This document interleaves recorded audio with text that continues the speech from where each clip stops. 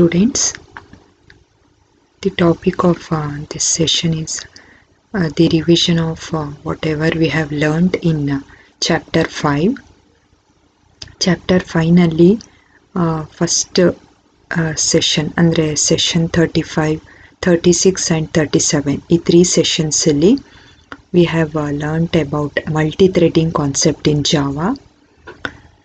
Session 35 multi-threading ಅಲ್ಲಿ what is multi-threading ಅಂತ ನೋಡಿದ್ದೀವಿ. It's a concept of running multiple threads concurrently. Multiple thread ಅಂತಂದರೆ single thread ಅಂತಂದರೆ it may be a subprogram which is assigned to perform some specific task. So ಆ ರೀತಿ task ಪ್ರತಿಯೊಂದು ಸಬ್ programme parallel manner ಮಾಡಿ ಒಂದು final ಟಾಸ್ಕ್ನ achieve ಮಾಡೋ ಅಂಥದ್ದೇ multi threading concept. ಈ ಮಲ್ಟಿ ಥ್ರೆಡ್ಡಿಂಗ್ ಕಾನ್ಸೆಪ್ಟ್ಗೆ as example programs we have seen several programs in different sessions. ಒಂದು ಎಕ್ಸಾಂಪಲ್ ತಗೊಂಡ್ರೆ class A, class B, class C ಅಂತ ಪ್ರೋಗ್ರಾಮ್ ಕ್ಲಾಸಸ್ ಕ್ರಿಯೇಟ್ ಮಾಡಿಕೊಂಡು ಆ ಕ್ಲಾಸಸ್ಗೆ had assigned I, J, K, J and K loops. Class ಎನಲ್ಲಿ I loop run ಆಗ್ತಿದೆ, class ಬಿನಲ್ಲಿ J loop, class ಸಿನಲ್ಲಿ ಕೆ ಲೂಪ್ ರನ್ ಆಗ್ತಿದೆ ವಿತ್ ಸಮ್ ಪ್ರಿಂಟ್ ಸ್ಟೇಟ್ಮೆಂಟ್ಸ್. ಅದು ಯಾವ ಮ್ಯಾನರಲ್ಲಿ ರನ್ ಆಗ್ತಾ ಇದೆ ಅಂತ ನಾವು ಔಟ್ಪುಟ್ಟಲ್ಲಿ ನೋಡಿದ್ವಿ. With the help of the start method for each class start method assign ಆಗಿತ್ತು. For class A thread A ಆಬ್ಜೆಕ್ಟ್ಗೆ start method thread A dot start method, thread B dot start method, thread C dot start method. ಅದು ಡಿಫ್ರೆಂಟಾಗಿ without the new operator ಅಲ್ಲಿ thread object create ಆಗಿದೆ. But it's somehow indicating that there is a thread A object for class A, thread B object for class B, thread C object for class C ಅಂತ. Start method assign ಮಾಡಿದ್ರಿಂದ each iteration started running. ಅದು ಹೇಗೆ resources ಅದಕ್ಕೆ allocate ಆಗ್ತಿದೆ based on that ಅದು execution ಆಗ್ತಾ ಹೋಗ್ತಿದೆ in a linear manner actually, but it appears that it is running concurrently when you run the application. And we wrote the code for loop I, J, K loop ಏನು ತಗೊಂಡಿದ್ದೀವಿ, I equal to 1, I less than or equal to 5, I plus plus. ಈ ಒಂದು ಲೂಪ್ಗೆ we had written this loop under public void run method. Run method is indicating that a thread is in a newborn state according to the life cycle of the thread which we discussed in session 36. Newborn ಸ್ಟೇಟಿಂದ ಅದಕ್ಕೆ resource allocate ಆಗಿ ಅದು run ಆಗೋಕ್ಕೆ start ಆದಾಗ that is because of the thread object create ಮಾಡಿದಾಗ ನ್ಯೂಬಾರ್ನ್ ಸ್ಟೇಟಲ್ಲಿತ್ತು. Dot start method assign ಮಾಡಿದಾಗ ಥ್ರೆಡ್ಡು ರಿಸೋರ್ಸ್ ತಗೊಂಡು ರನ್ನೇಬಲಿಂದ ರನ್ನಿಂಗ್ ಸ್ಟೇಟ್ಗೆ ಜಂಪ್ ಆಯಿತು. So these are the run and run method and the start method that we discussed in basic or the introductory program of multi threading. Next ನಾವು life cycle of a thread ನೋಡಿದ್ವಿ in session 36. Life cycle and ಮೆಥಡ್ಸಲ್ಲಿ same program ಎಕ್ಸಾಂಪಲ್ಗೆ new born state, runnable state, running state, blocked state, dead state ಅಂತ 5 states ನೋಡಿದ್ವಿ. ಯಾವ್ಯಾವ ಒಂದು ಸ್ಟೇಜಲ್ಲಿ ಯಾವ ಮೆಥಡ್ ಯೂಸ್ ಮಾಡಿಕೊಂಡು it jumps or make transition from one state to another ಅಂತ we have seen. New born ಸ್ಟೇಟಲ್ಲಿ ಥ್ರೆಡ್ ಆಬ್ಜೆಕ್ಟ್ ಕ್ರಿಯೇಟ್ ಮಾಡಿದ ತಕ್ಷಣ ಥ್ರೆಡ್ಡು ನ್ಯೂ ಬಾರ್ನ್ ಸ್ಟೇಟಲ್ಲಿರುತ್ತೆ. With the help of the yield method, you can assign a priority. You can yield the priority present in that particular thread to another thread. This is the concept of yield method. Yield method ಜೊತೆಗೆ ರನ್ನೇಬಲ್ ಒಂದು ಸ್ಟೇಟಲ್ಲಿ you can make thread to go to suspended state, and you can get back the state back to its original state with the help of resume method. Run suspend ಸ್ಟೇಟಿಂದ resume ಮೆಥಡ್ಗೆ ವಾಪಸ್ ತೊಗೊಂಡು ಬರ್ಬೋದು. And running ಸ್ಟೇಟ್ಗೆ ಹೋದರೆ running ಸ್ಟೇಟಲ್ಲಿ ನಿಮ್ಮ thread run ಆಗ್ತಾ ಇರುತ್ತೆ.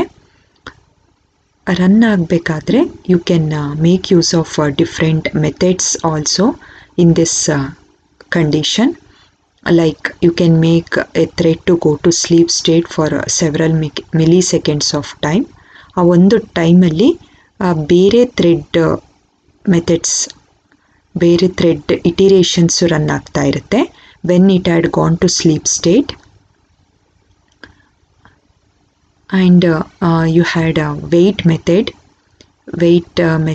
Notify method, and then thread goes into blocked state. That means it's out of queue conditionally block ಮಾಡ್ಕೋಬೋದು. and finally the dead state, stop method indicate ಮಾಡುತ್ತೆ ಅದನ್ನು. in session 37 thread exceptions, priorities of threads and synchronization ಇದನ್ನು discussion ಮಾಡಿದ್ವಿ. Thread ಎಕ್ಸೆಪ್ಷನ್ಸ್ನಲ್ಲಿ you can mention the exceptions arised for threads in try catch block ಅಂತ ನೋಡಿದ್ವಿ. It's simple topic.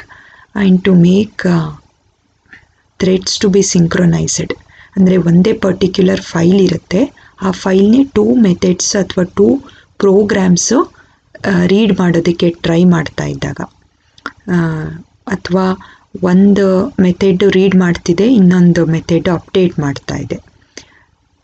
2 or 3 kinds of methods are accessing the same file. ಅಂಥ ಕೇಸಸ್ಸಲ್ಲಿ it may lead to inconsistency problems, or it may lead to some complications which leads to improper output, like thread interference occur ಆಗ್ಬೋದು. So to avoid that, you can make use of the keyword synchronized. Synchronized ಅನ್ನೋ word ನೀವು method ಜೊತೆಗೆ attach ಮಾಡಿದಾಗ it will access the file one by one, and it will avoid the interference and inconsistency problems. After this synchronization concept, priority of threads ನೋಡಿದ್ವಿ in the same session itself. Priority of threads ಅಲ್ಲಿ we discussed normal priority that is indicated by keyword NORM underscore priority. Minimum priority ಅಂದರೆ least importance ಇರೋಂಥ threads MIN underscore priority. more importance ನೀವು threads ಕೊಟ್ಟಾಗ ಅದು first execution ಆಗುತ್ತೆ. So ಆ ರೀತಿ ಒಂದು ಥ್ರೆಡ್ಸ್ನ max priority MAX underscore priority, ಈ ರೀತಿ ಕೀವರ್ಡ್ಸ್ ಯೂಸ್ ಮಾಡಿಕೊಂಡು min priority, max priority, norm priority, ಇದಕ್ಕೆ 1 to 10 ನಂಬರ್ಸ್ನ ಅಸೈನ್ ಮಾಡಿ you can set priority for threads, so that based on that priority threads run ಆಗ್ತಾ ಹೋಗುತ್ತೆ. The thread with minimum priority that will be executed in the last. Thread with maximum priority ಅದು first run ಆಗುತ್ತೆ. Normal priority ಇರೋ ಅಂಥದ್ದು middle, in between, ಅದಕ್ಕೆ ಯಾವಾಗ ಒಂದು chance ಸಿಗುತ್ತೆ, CPU ಟೈಮ್ ಸಿಗುತ್ತೆ, ಆಗ ರನ್ ಆಗ್ತಾ ಹೋಗುತ್ತೆ. So these are the concept we discussed for multi-threading. And moving on to session 38, exception handling concept discussion ಮಾಡಿದ್ವಿ. that is compile time error and run time error.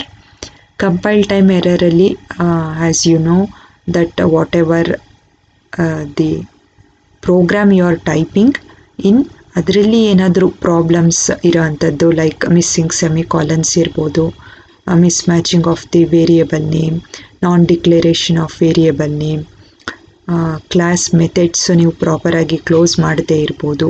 ಈ ರೀತಿ ಒಂದು errors ಎಲ್ಲ syntax errors or compile time errors ಕ್ಯಾಟಗರಿಗೆ ಬರುತ್ತೆ. Run time ಎರರ್ಸ್ನ exception condition ಅಂತ ಹೇಳ್ತೀವಿ.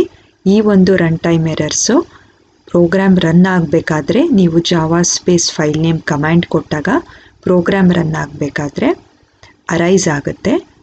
That you need to avoid, that we discussed in session 39 with the help of try catch block.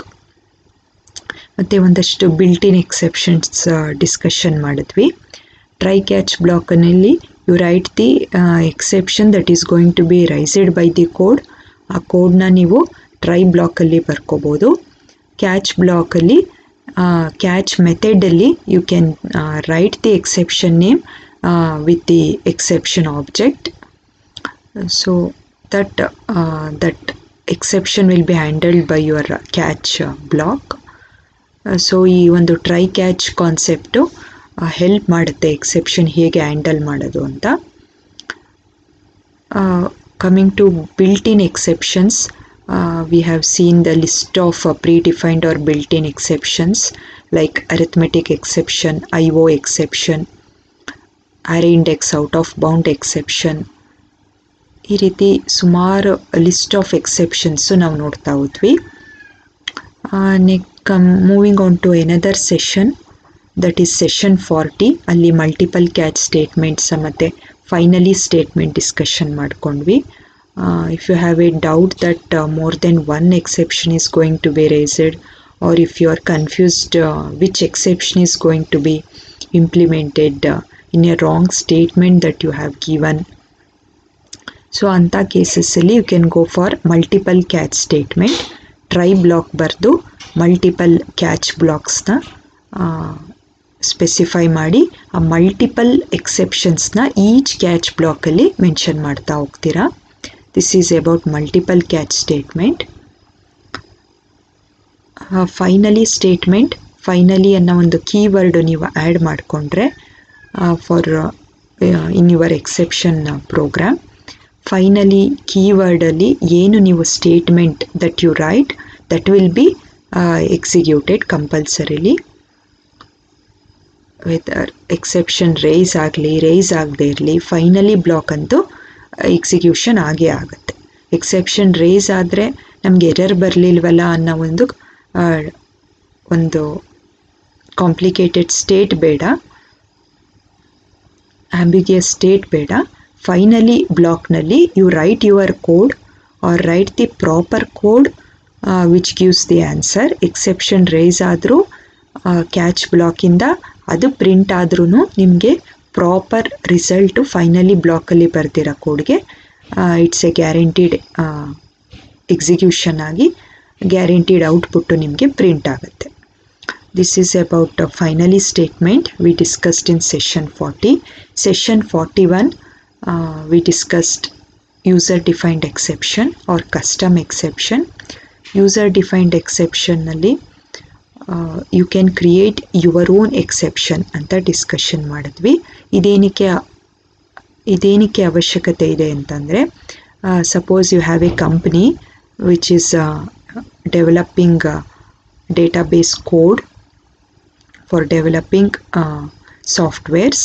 ಅಲ್ಲಿ ನಿಮ್ಮದೇ ಒಂದು ಎಕ್ಸೆಪ್ಷನ್ನ ನಿಮ್ಮ ಕಂಪನಿಯಿಂದ ನೀವು ಒಂದಷ್ಟು ಪ್ರೀಡಿಫೈನ್ಡ್ ಎಕ್ಸೆಪ್ಷನ್ ಆಗಿ ನಿಮ್ಮ ಒಂದು ಸಾಫ್ಟ್ವೇರ್ಗೆ ಡೆವಲಪ್ ಮಾಡ್ತಾ ಇದ್ದೀರಾ. ಅಂಥ ಕೇಸಸ್ಸಲ್ಲಿ you need user defined exceptions. ನಿಮ್ಮ ಓನ್ ಎಕ್ಸೆಪ್ಷನ್ ಕ್ರಿಯೇಟ್ ಮಾಡ್ಬೋದು. ನಾವು ನೋಡಿದ್ದ ಎಕ್ಸಾಂಪಲ್ನಲ್ಲಿ ಇನ್ವ್ಯಾಲಿಡ್ ಏಜ್ ಎಕ್ಸೆಪ್ಷನ್ ಅಂತ ಯೂಸರ್ ಡಿಫೈನ್ಡ್ ಎಕ್ಸೆಪ್ಷನ್ ತಗೊಂಡ್ವಿ. ಇನ್ವ್ಯಾಲಿಡ್ ಏಜ್ ಎಕ್ಸೆಪ್ಷನ್ನಲ್ಲಿ the condition was that age less than 18 ಇದ್ದರೆ ಆ ಎಕ್ಸೆಪ್ಷನ್ ಥ್ರೋ ಆಗುತ್ತೆ. ಇದು ಹೇಗೆ ಕ್ರಿಯೇಟ್ ಮಾಡೋದು ಅಂದರೆ, first you need to make a some what it's like a declaration of exception using the throws keyword. Method name, ನಿಮ್ಮ normal method ಏನಿದೆ class ಒಳಗೆ ಬರ್ದಿರೋ ಅಂಥದ್ದು, ಅದ್ರ ಮುಂದೆ ಥ್ರೋಸ್ ಅನ್ನೋ ಕೀವರ್ಡ್ ಯೂಸ್ ಮಾಡಿಕೊಂಡು ಎಕ್ಸೆಪ್ಷನ್ ನೇಮ್ ಸ್ಪೆಸಿಫೈ ಮಾಡ್ಕೊಳ್ಳಿ. If age is less than 18 throw new exception ಅಂತ ಇದೆ. ಥ್ರೋ ನ್ಯೂ ಕೀವರ್ಡ್, ಥ್ರೋ ಅನ್ನೋದು ಕೀವರ್ಡು, ನ್ಯೂ ಅನ್ನೋ keyword, write your own exception, invalid age exception, ಮತ್ತು ಯಾವ ಮೆಸೇಜ್ ಕೊಡಬೇಕು ನಿಮ್ಮ ಎಕ್ಸೆಪ್ಷನ್ ಅದನ್ನು ನೀವು ವಿತಿನ್ ಬ್ರ್ಯಾಕೆಟ್ಸ್ ಸ್ಪೆಸಿಫೈ ಮಾಡ್ಬೋದು as a string message. Validate ಮೆಥಡಿಂದ 13 ಅನ್ನೋ ಒಂದು ಪ್ಯಾರಾಮೀಟರ್ ಪಾಸ್ ಆಗಿದ್ದರಿಂದ, so 13 is less than 18, so ಆ ಒಂದು ಎಕ್ಸೆಪ್ಷನ್ ಥ್ರೋನ್ ಆಗಿ ಇನ್ವ್ಯಾಲಿಡ್ ಏಜ್ ಎಕ್ಸೆಪ್ಷನ್ ಅನ್ನೋ ಒಂದು ಎಕ್ಸೆಪ್ಷನ್ನು ಪ್ರಿಂಟ್ ಆಯಿತು. ಸೊ ಈ ರೀತಿ ನಿಮ್ಮ ಒಂದು ಓನ್ ಎಕ್ಸೆಪ್ಷನ್ ನೀವು as A database vending company ನಿಮ್ಮ ಪ್ರೋಗ್ರಾಮರ್ಸು ಡೆವಲಪ್ ಮಾಡ್ಕೋಬೋದು. ನಿಮ್ಮ ಒಂದು ಸಾಫ್ಟ್ವೇರ್ನಲ್ಲಿ ಅದನ್ನು ಆ್ಯಸ್ ಎ ಇನ್ಬಿಲ್ಟ್ ಎಕ್ಸೆಪ್ಷನ್ ಆಗಿ ನೀವು ನಿಮ್ಮ ಯೂಸರ್ಸ್ಗೆ ಪ್ರೊವೈಡ್ ಮಾಡ್ಬೋದು. So these are the things we discussed in chapter 5, that is multi-threading, exceptions, user defined exception concept. Thank you all.